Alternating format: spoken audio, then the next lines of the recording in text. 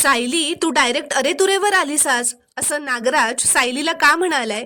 श्री स्वामी समर्थ प्रेक्षकांनो, आता सुमनने नागराजवर घरगुती हिंसाचाराचा म्हणजेच डोमेस्टिक व्हायलन्सचा आरोप केलेला असतो. त्यावर नागराज म्हणतो, अरे एखाद्या वेळी भांडणात एखादी चापट मिळाली तिला तर तो काही घरगुती हिंसाचार होत नाही. तर सायली म्हणते होतो.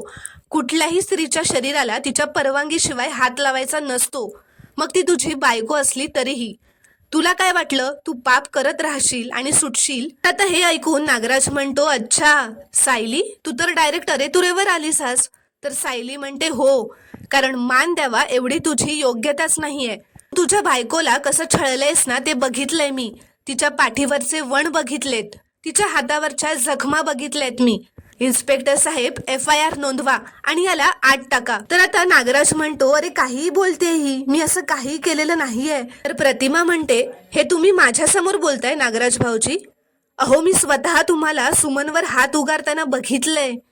रविराज सुद्धा चिडतच नागराजला म्हणतात, नागराज, तुझ्या विरोधात साक्षीदार आहेत आपल्याकडे. प्रतिमा तर आहेच, पण स्वतः सुमनही आहे. आणि तुझ्यासारख्या अपराध्याला मोकाट सोडलं तर तो न्यायदेवतेचा अपमान आहे आणि तो आम्ही कधीही होऊ देणार नाही.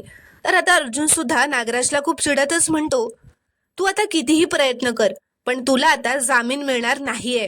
तर या 3 आरोपांसाठी तू किती वर्ष जेलमध्ये सडतोयस ना ते बघच. तर आता रविराज म्हणतात, इन्स्पेक्टर सावंत, नेऊन टाका याला आत परत. तर आता ते इन्स्पेक्टर नागराजला म्हणतात, चला किल्लेदार, जामीन मिळवून बाहेर पडण्याचा प्लॅन आता फसलाय तुमचा. तर प्रेक्षकांनो, अशा प्रकारे आता हा नागराज कायमचा जेलमध्ये गेलेला असतो. हा खूपच इंटरेस्टिंग ठरणार आहे. तो पाहण्यासाठी चॅनलला प्लीज सबस्क्राईब करा आणि व्हिडिओला एक लाईक नक्की करा.